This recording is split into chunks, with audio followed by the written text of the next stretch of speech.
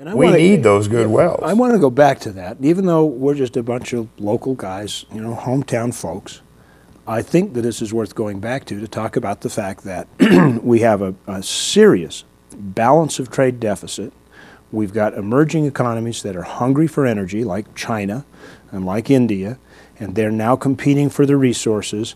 And we are and we're held hostage for a lot of our energy from countries that don't particularly like us, whether it's coal from Malaysia to replace the clean coal out of southern Utah with the low sulfur, or whether it's oil from the Middle East or Venezuela or all those people that are our good buddies. That's got to play into this beyond the local politics and economy. Well, and I'd like to make a point to that as well, though, is that while that is huge and is obviously an issue, but we can do this and we can meet those demands and needs without destroying the environment. We have a group of operators out in the Uinta Basin that I have been around and have become fairly familiar with that is very conscious about the environment.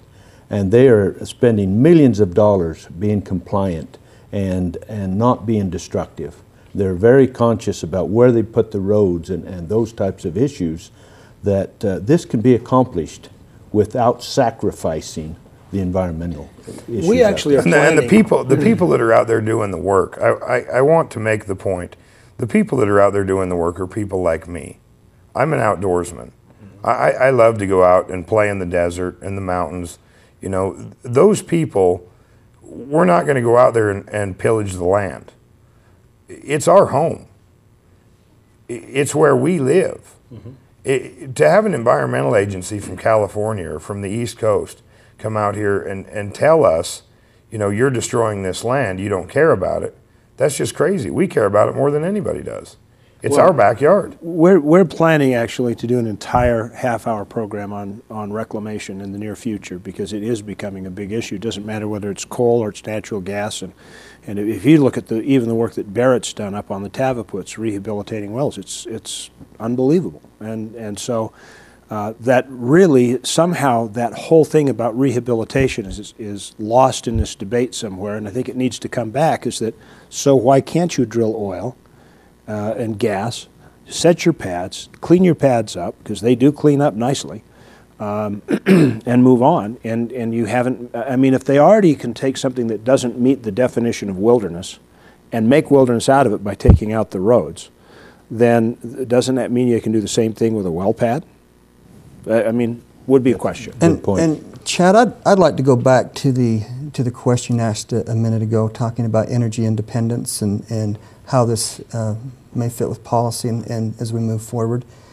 The resources are where they are. We know that eastern Utah is a treasure chest of these natural resources.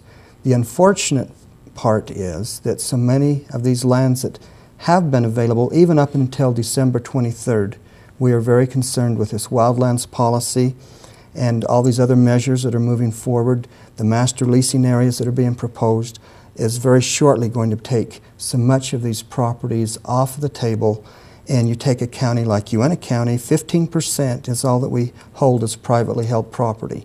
We take these public lands off the table essentially. The investment moves to other areas. Some of these companies, their alternative again is another country. Some of them are in some will go to Pennsylvania, to the Dakotas, to Texas, Oklahoma. But it's not good for Utah, because we lose those jobs and we lose the opportunities we have right here. And as Kent mentioned, as far as doing this environmentally safe and sound, that is proven. It can be done, is being done. The mitigation reclamations. In fact, as you do a story in the near future, you will see that many of these places look better than they did before the activity because of the investment that has been put into these activities. Okay. Again, we come to the point where we need final thoughts, so we'll go through it one more time for our offline version. Last comments. Okay, back to what he was just talking about. This whole country, our foreign policy, our energy policy, everything is kind of up in the air right now. The Middle East the entire Middle East is in a state of crisis.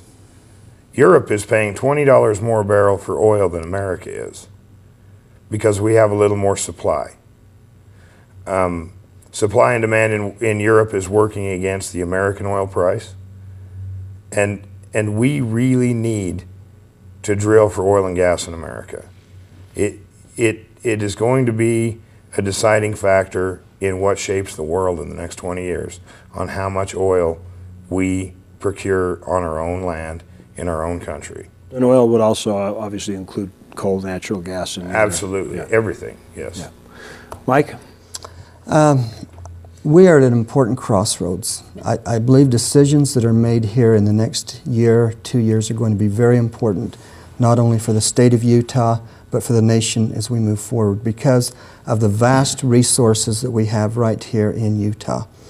And those decisions we make are tremendously going to affect education because of the amount of money that can come off of these public lands to help fund education, our jobs, our economy. We can do it right.